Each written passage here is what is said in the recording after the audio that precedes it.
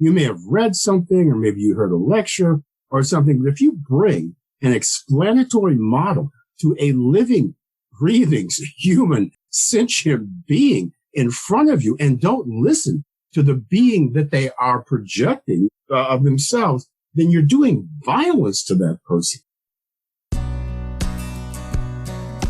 You're listening to Damn the Absolute, a podcast about our relationship to ideas. Produced by Erraticus. Here's your host, Jeffrey Howard. Welcome, friends, philosophers, and fellow practitioners of ideas. This is episode 19 of Damn the Absolute. Buddhist practice has been around since the 6th century. As a way of life, Buddhism acknowledges there is suffering in the world, which arises from selfish desire, and that by letting go of this desire and following the Eightfold Path put forward by the Buddha, we can be liberated from suffering. In tandem, followers of the Buddha are called to reduce the suffering of all sentient beings. But what does this mean in the context of racism in the United States? In particular, the enormous damage inflicted upon Black Americans throughout the past 4 centuries. What insight might Buddhism offer us as we continue to pursue racial justice and greater equality? Charles Johnson is a University of Washington professor emeritus, novelist, philosopher, short story writer, cartoonist, and essayist. In addition to receiving the 1990 National Book Award for his novel, Middle Passage, he has authored 24 other books, including most recently, Grand, A Grandfather's Wisdom for a Happy Life. Throughout his expansive career, he has written extensively on Buddhism, race, creativity, martial arts, and the writer's craft. Presenting Buddhism as a radical form of liberation, Johnson suggests that to truly let go of race, we must abandon our assumptions and explanatory models of who we think other people are, and that by relinquishing our ego, we can achieve what Dr. Martin Luther King Jr. calls the beloved community. A few questions to consider. How does Buddhism inform political activism? If Buddhism teaches there is nothing we should cling or attach to, what does that mean for our political commitments or philosophical worldviews?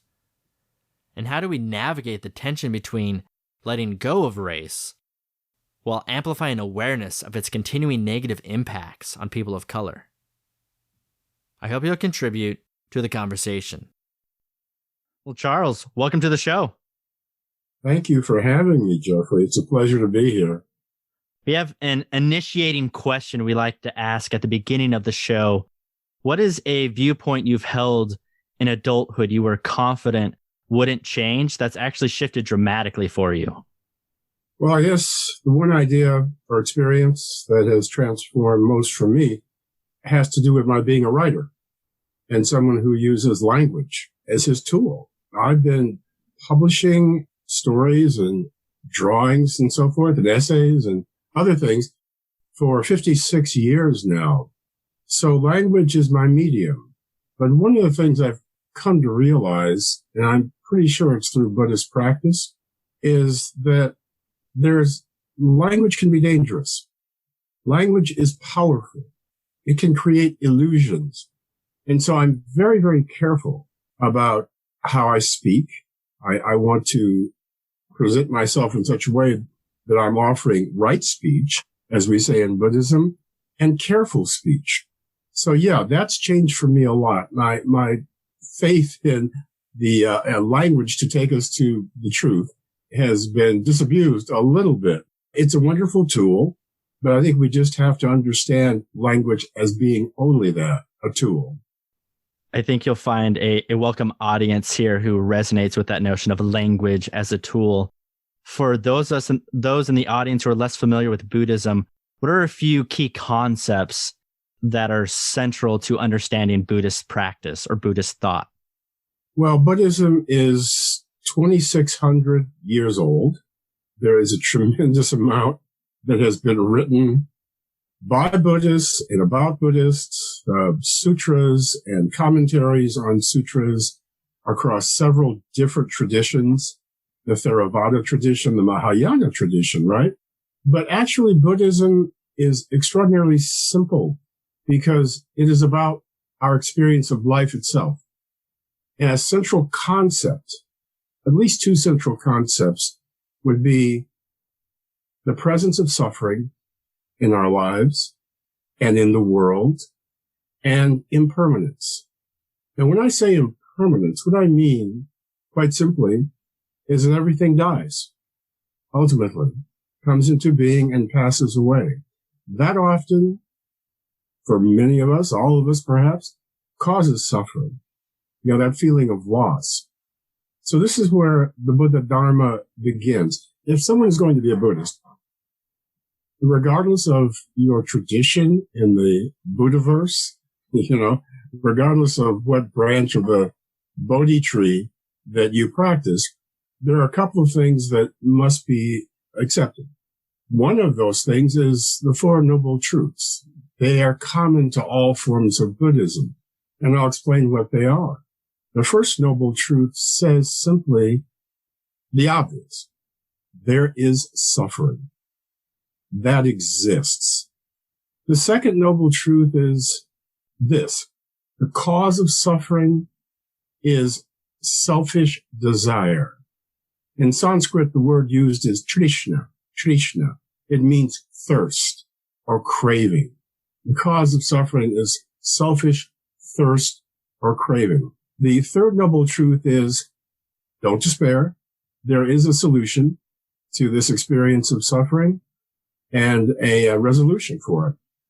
And the fourth Noble Truth is simply this. That resolution is to be found in the Eightfold Path, which is something that we all try to practice. You make the distinction between pain and suffering. What exactly is that? Well, I like the way that some other Buddhists have phrased it. Candace Robb is a friend of mine, a writer, and she's phrased it this way. She was a neighbor, actually, for a while. And you'll find this in my book, A Grandparent's Wisdom for a Happy Life. It's the title of one of the chapters. Pain is something that comes in all of our lives in different forms. It could be physical pain, it could be psychological pain, it could be mental pain. But suffering is voluntary or optional. Now, and that's worth thinking about. We all are going to experience pain, but I don't think it is necessary for all of us to experience suffering. I wanted to touch a little bit more on impermanence, because I think impermanence is a challenging concept for a lot of us, not just psychologically, but philosophically. If it is true that everything dies, nothing exists forever, if someone is trying to build a philosophical worldview with a firm foundation, is that possible? If nothing's permanent, what does that mean for notions of eternal or absolute truths? Well, I believe all truth, all statements that we make, all claims that we make are provisional. They are provisional and will be altered or changed based on new evidence that comes to us. Absolute truth, I don't think we even need to worry about what that is. You can build a philosophy, yes, on impermanence, and that's what Buddhism does. You know, see, one of the things that's interesting to me, I've always loved about Buddha Dharma, is that it is the only quote-unquote religion. Now, I say that in quotes because it's also philosophy. It is the only religion that has the goal of freeing us from itself. The whole thrust of Buddha Dharma is liberation for the individual, freedom for the individual. And this is why I feel it's always been important for Black Americans, because in our country's history, our greatest goal has been freedom and liberation. But sometimes we've only defined it in very small ways, very narrow ways, very immediate ways. You know, the freedom to sit down at a lunch counter, okay? That was denied Black people during the era of segregation. Well, yes, that's a certain kind of freedom. But Buddha Dharma is talking about a much greater freedom. You're touching a little bit onto some of the political, and I know a lot of people who at least have a cursory understanding of Buddhism will look at non-attachment or these notions of acceptance that show up in Buddhism, of either going with the flow or letting things flow through you. How does Buddhism relate to political activism in which one needs to be sort of humble about what one knows without grasping or clinging too absolutely to certain political principles? Well, I would refer people who have those questions to Thich Nhat Hanh's Principles of Engaged Buddhism. Now, Thich Nhat Hanh, we became aware of him during the Vietnam War. And he did a press conference back in the 60s with Martin Luther King Jr. in regard to that war. He was nominated by King for the Nobel Peace Prize, which I think he should have received. He's one of our truly great spiritual teachers, like the Dalai Lama. But to give you an example, I was talking to a friend about this just the other day. During the Vietnam War, Thich Nhat, he was very young then. Thich Nhat Hanh and his monks would go to the aid of everyone suffering, whether they were Viet Cong or whether they were in the South. If we're talking about a wounded soldier, if we're talking about a widow, if we're talking about children who have been orphaned, it does not matter what their political beliefs are. They are suffering, and if we are Buddhists and we follow what is called the way of the Bodhisattva and wish to reduce suffering for all sentient beings, then we will try to approach everyone with compassion or metta and loving kindness. Everyone. We do not see, in political terms, and this was also true of Gandhi, and it was true of King, you don't want to see someone who disagrees with you politically as your enemy. That is not going to bring them over to your side at all. Gandhi said of the British, listen, they have to go. This colonialism has to end. But when they go, we want them to go as our friends, right? This is how we want them to leave. Similarly, with Martin Luther King Jr., the point is not to destroy your enemy, crush your enemy. This form of dualism will only lead to more violence, okay, and more suffering. What you want is for somebody to leave a space for your supposed enemy to have dignity, and hope at some point through your actions, they will come to see the wisdom of the way that you were living, the path that you were living, and they will experience awakening. Someone who kind of did that a little bit, think about George Wallace standing in the door as a segregationist, so the kids can't go to school. But later, he begins to change. You have to hold out that possibility for the other to change. Now, if you've been a parent, you understand this very, very well. When one of your kids, hits puberty, they hit adolescence, they can become a little difficult for a while. They're trying to figure out who they are. And the thing is, there might be a certain day where you do not like them because of their behavior, but you will, of course, always love them. And what you have is a teleological love, by which I mean you love who you know they can become as they evolve out of the confusion that they are presently experiencing as a teenager or as a racist. You hold out that possibility for the person they will become. That's teleological love.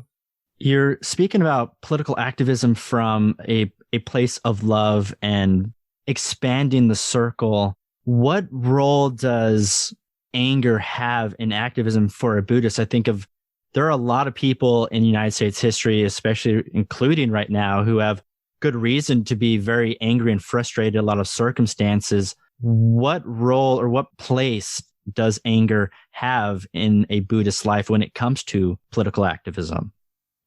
Well, I'm not a Buddhist teacher. I have friends who are true Buddhist teachers, okay? This is what they've devoted their lives to as monks and as nuns. I'm a follower of the Buddha Dharma, an upasaka. I took my vows in the Soto Zen tradition in 2007, but I never present myself, nor will I ever do that as a Buddhist teacher. Now, some have said I teach Buddha Dharma in my writings, and I certainly hope that's true. But for those who are full-time, monks and nuns, no. They are the teachers. So let me say this about that in terms of my own personal experience. Anger is energy. Anger is a form of energy. You do not have to let it overwhelm you when you experience anger. It's very important if you practice mindfulness, and that's a very big practice today for a lot of people who are not even Buddhist because they've extracted mindfulness right mindfulness from the Eightfold Path. But if you practice mindfulness as a Buddhist or not a non-Buddhist, what you realize is that anger is an episode of mind. It too is impermanent. All thought and feeling that passes through your consciousness is impermanent. It will come, it will go. Now, if you hold on to the anger, if you nurture it, then it will increase and you will perhaps act in a way that is something you will regret later.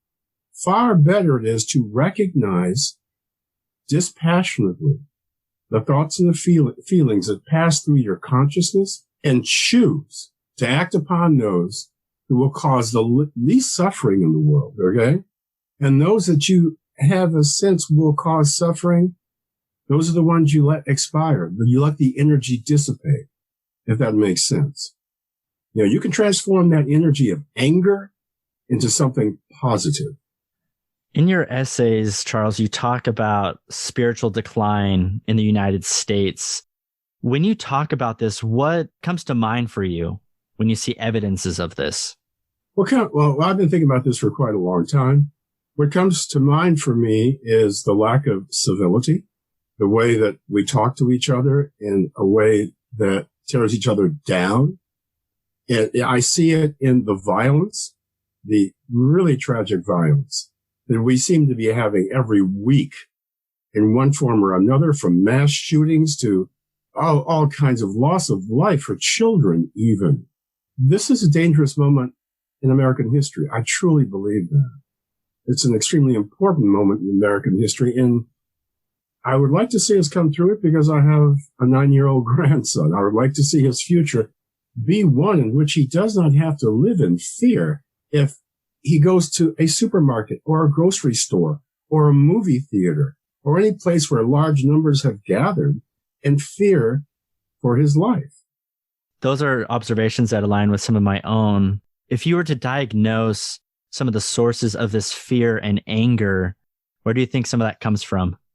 Where does it come from? Fear? Well, the fear and anger can probably, many, many reasons, I guess. Some are sociological, some are political, some are economic, and those are real reasons.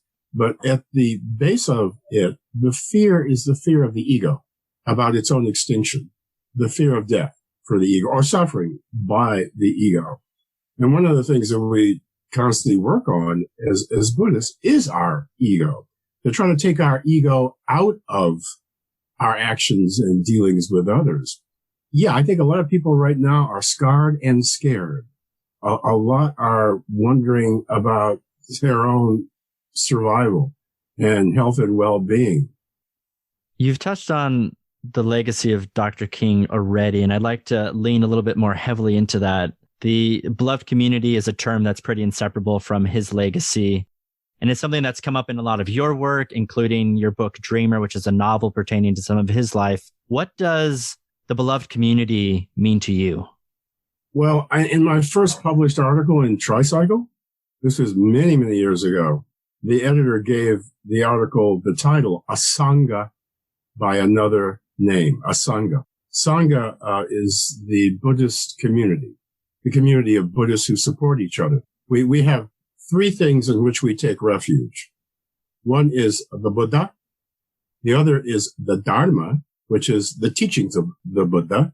And the third is the Sangha, or the community of Buddhists. That's literally what it meant in the beginning. However, I have other friends and I have Buddhists I've read and teachers who would say that the Sangha is much larger than just the community of monks and nuns. It is ultimately all sentient beings, right? That is the beloved community. Reverend King's legacy has been pretty airbrushed, watered down because he's been canonized. A lot of the more challenging, and I bring up challenge in the sense of uncomfortable for some people to understand or wrestle with, but he's been watered down. What are some of the aspects of his legacy you would like to highlight, some of the complexities and some of the things that you think are lost on a lot of us? Well, that's the reason that I wrote my novel Dreamer, which came out quite a few years ago, 1998. But I spent 7 years working on that novel, researching it. I mean, I did everything a writer is supposed to do. I went to his birth house and took a tour through it. I went to the Lorraine Motel to examine the room that he was in the night before he was assassinated. I read everything I could about the man, his speeches, his sermons, the papers of Martin Luther King. There were 3 volumes out at that time. I immersed myself in King because I realized, after working on my other novel, Middle Passage, that we invoke his name often. But who was this man? I realized I didn't have a sense of fullness in my understanding about him. Now, I was in my senior year of high school, 1966, when King came to Chicago, and that was his only northern campaign. I remember his presence in Chicago because I grew up in Evanston, Illinois, a suburb of Chicago. I remember his presence there in early January, right? So he's always been there in some sense in my life in one way or another. However, what Malcolm X's daughter said of her father is also true of Martin Luther King Jr. She said, people take pieces of him. They take selectively the pieces that they want to hold up and say, oh, well, King said this. Well, they don't look at the fullness of the whole man. So for me as a novelist, I had to look at everything. I had to ask questions about everything. I mean, what was his favorite music? What kind of cigarettes did he smoke? All the questions that you would deal with creating a fictional character. And that was very illuminating for me. I try to share with the reader some of my conclusions about King in the novel Dreamer. One of the things that we have to try to remember, I guess it's important, is that he was a philosopher. He was a trained theologian. And so there's a great deal of sophistication in his thinking about not just civil rights issues, but larger issues of how shall we live. I knew back in the 80s, he must have said some things about that because I seem to remember them. But nobody talks about those things. Only the political king is what we talk about. Well, he had much, much to say in terms of his vision of what the beloved community should be and how each and every one of us can contribute to that community. Dr. King's quotes you'll see on posters in people's homes or schools, and a lot of them are stripped of a lot of their context and some of the, as you mentioned, like some of the more challenging aspects that may make a lot of us uncomfortable of us falling short in ways of achieving the beloved community. He's a very radical social thinker as well as a philosopher. What is one of his more radical social teachings that you think is really lost on a lot of us? Well, I think Congressman John Lewis said it very well. He was one of the last surviving members of the civil rights movement and passed away recently. But I always like this quote that he offered to us. And the quote is this: nonviolence was never supposed to be just a tactic or a strategy during civil rights demonstrations. Nonviolence was intended to be a way of life. That was King's understanding as well. And it's also the Buddhist understanding. My friend with whom I took my vows, Vietnam veteran Claude Anshin Thomas, who is a mendicant monk, he puts it this way: we can do a lot of things to make the world a better place, and we should do those things. But when it comes down, he also believes as a veteran vet, as a Vietnam vet, that we can end wars. We need to be able to do that, but we're not going to be able to do that, achieve peace, until we become peace ourselves. We have to start with ourselves on a daily basis, on a moment by moment basis, if we want to achieve peace or nonviolence or love. There's a quote from Claude Anshin Thomas you mentioned that I really resonated with. It says, I cannot think myself into a new way of living. I have to live myself into a new way of thinking. What does he mean by that exactly? It's a beautiful quote. You cannot think yourself into a new way. No, this is one of the things one realizes, I guess, in Buddhist practice and meditation. Awakening is not going to come to any of us through through discursive reasoning. It's not going to happen that way. It's larger and deeper than our concepts. Larger and deeper than our thought. It has to be experience. And what that means is that even though when you start your Buddhist practice, you may have questions, right? You may have a million questions when you start as a Buddhist. Am I doing this right? Am I doing that right? But what happens if you stick with it? It is through the experience of daily practice and meditation and following the precepts that sooner or later those questions dissolve or fade away. They are no longer questions for you, not in terms of your experience. I hope that makes sense. Yeah, I'm tempted here to bring up a quote which I've brought up before on this show, and it's from John Dewey, but I think it fits very closely to what you're expressing. John Dewey once mentioned a lot of our philosophical problems we don't solve, we just get over. And I think we just sort of let go of them because they're no longer meaningful, or we realize they're problems that are more mental that we've just created for ourselves. Yeah, I think I understand what you're saying. And what Dewey is saying is not terribly different from what Wittgenstein wanted to make a point of too.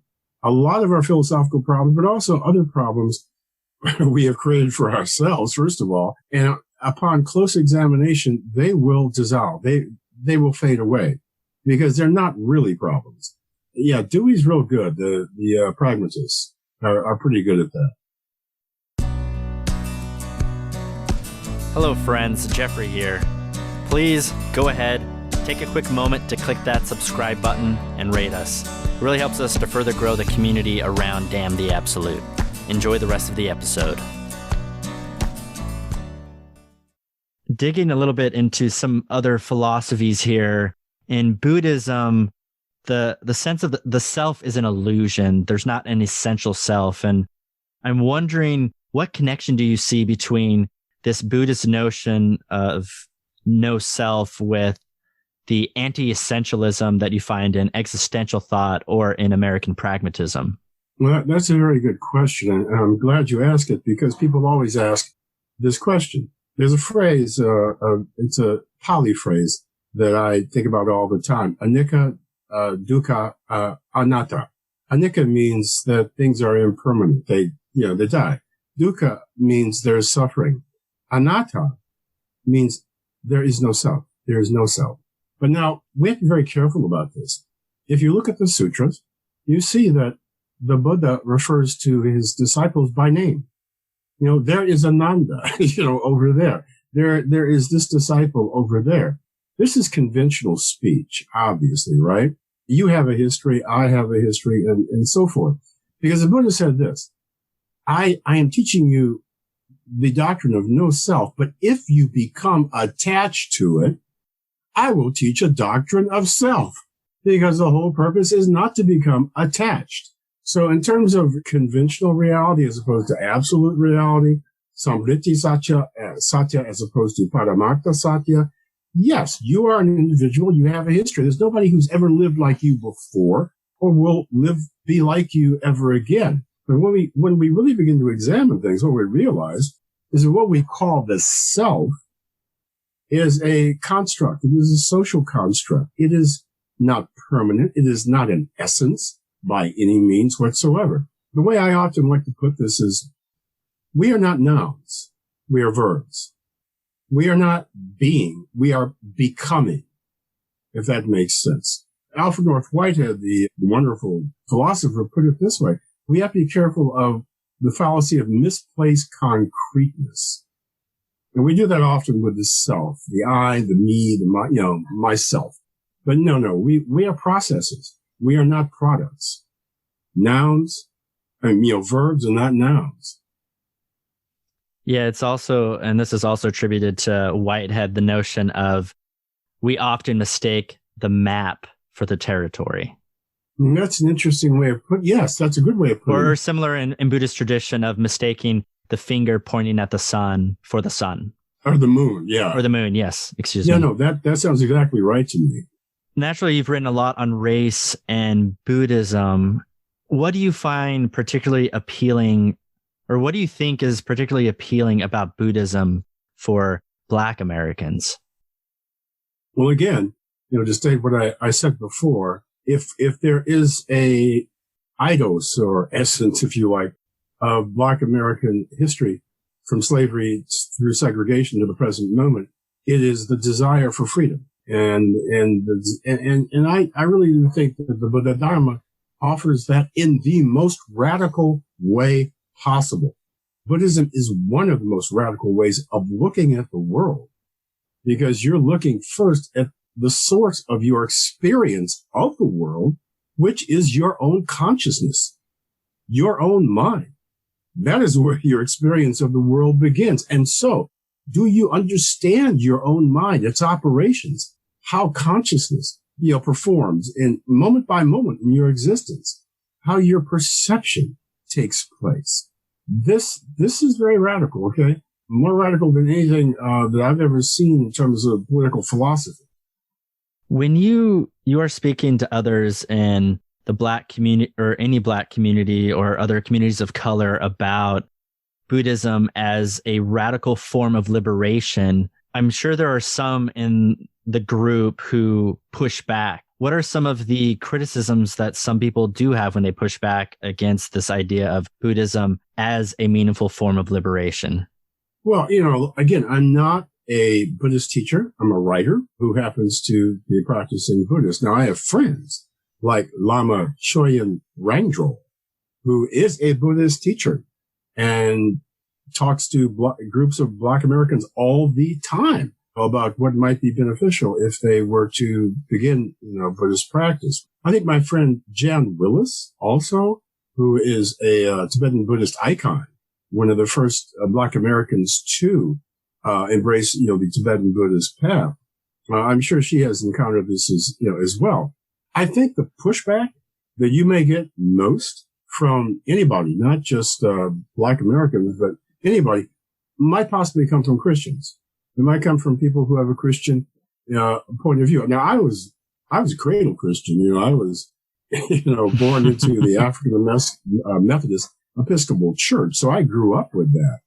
But I do think for Christians who do think very dualistically, them versus us, sin versus salvation, heaven versus hell, Buddhism might be a little bit frightening. But again, Jan Willis has a wonderful way to put this. She says, because she's a Baptist Buddhist, she says, my Buddhist practice helps me to realize my Baptist ideals. Mm. And she's right about that. Your essay, Every 28 Hours, is a profound essay, and that's a reference to just the tragic reality that every 28 hours, a Black person is either killed by the state or state-sanctioned violence. And in this essay, you're writing about the case of Trayvon Martin. The names of so many other people could be included here. Yes. And it's been a year since George Floyd was killed. What insight does Buddhism offer us in this moment as many continue to fight for racial justice? I think, again, we have to look within. Trayvon was killed by George Zimmerman, right? Mm-hmm. You listen to what he said to the police, about Black people as he's watching Trayvon. He says they always get away with something, blah, blah, blah. In my essay, one of the things I tried to point out is George Zimmerman had killed Trayvon and other Black people thousands of times in his mind before he ran into Trayvon. He has done violence to them in his imagination, right? In his intellect. And so he was conditioned by himself and maybe by racist aspects of our society to act in the way that he did. We always have to go back again to our thoughts. Yeah. I think he killed many times in his mind through anger and maybe even hatred before he actually pulled the trigger. You talk about, from a very Buddhist perspective, of letting go of race. And I want to unpack that, but I also have a second question with that is, what does it mean to let go of race in the context of many other social or political activists who want to magnify race as a way of bringing about greater equality? There feels like there's a tension there of letting go of race while at the same time drawing proper attention to it in order to address inequalities. Well, I think that's a very good question, a very important question. There's a couple of ways I would maybe want to come at it. One of the things that's really a controversial and hot topic right now is critical race theory. And I have friends who are involved in critical race theory, like philosopher George Yancey, in which we are being asked to think all the time about race and how it has affected our lives, even unconsciously.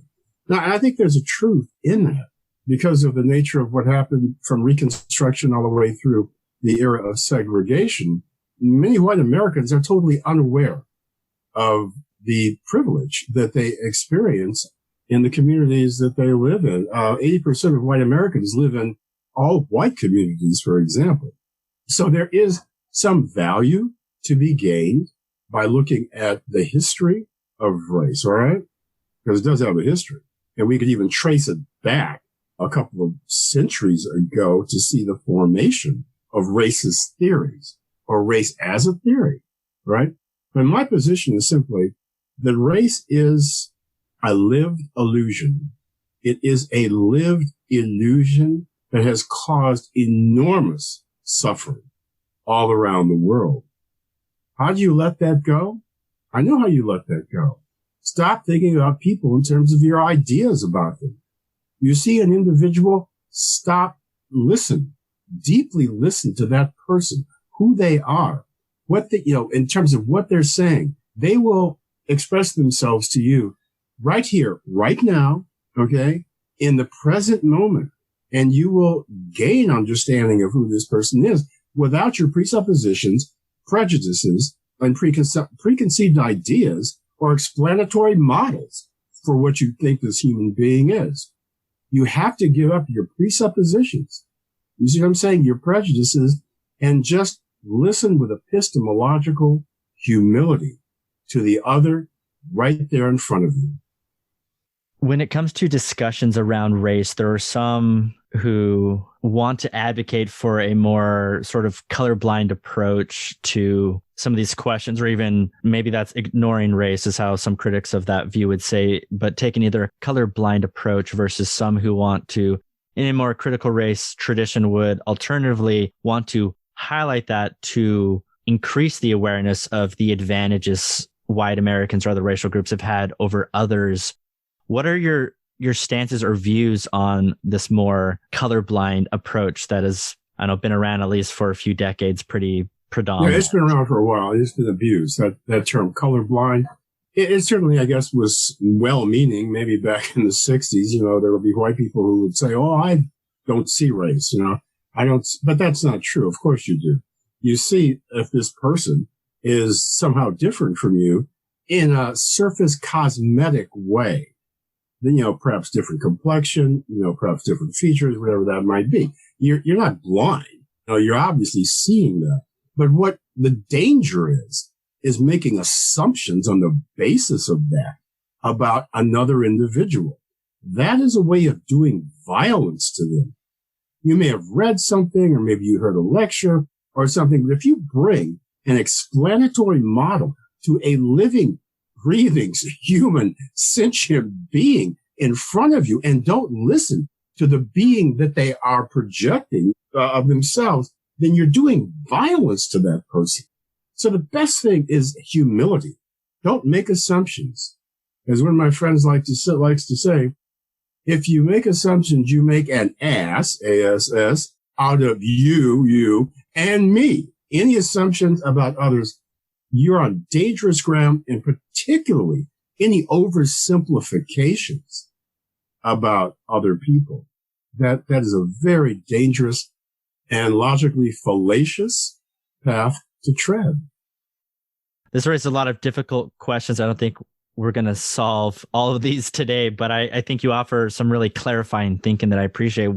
Charles, what are you working on right now? What are you writing? What's the next thing? Well, I'm kind of up to You're always writing work. Many things, and you're always producing something creatively. Well, it's because I love to create. I love, creativity is about discovery. It's about two things for me. It's about discovering something I've not known before, and it's about solving a problem. Now, at the moment, I find myself with wall-to-wall work because 3 books have come out that I have some association with. One is called It's Life as I See It. It's right over there in the corner. Black cartoonist in Chicago, 1940 to 1980.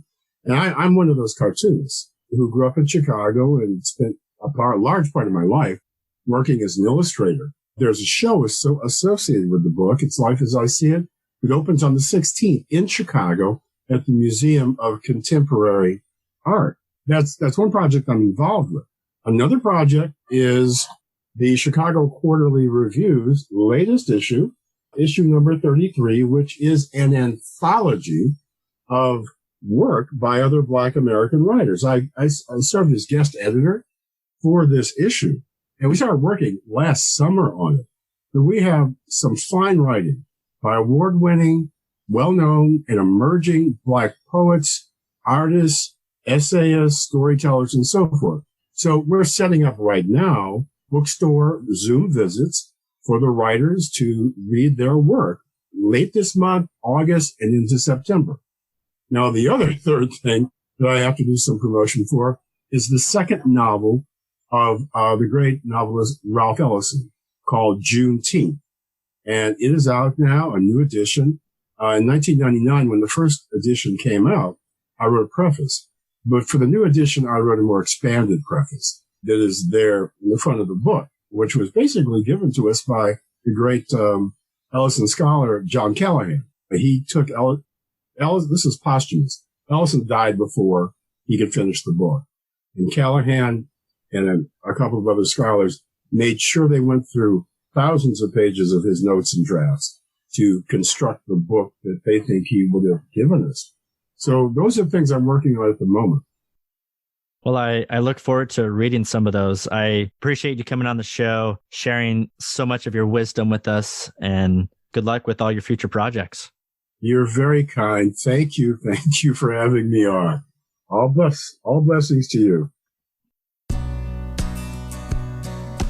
Thank you for listening to Damn the Absolute. I hope you found our conversation worthwhile. We would love it if you could leave us a review wherever you listen to podcasts, whether that is Stitcher, iTunes, CastBox, or one of the many other options available to you. It goes a long way in helping us to build a community committed to fruitful ideas. See you next time.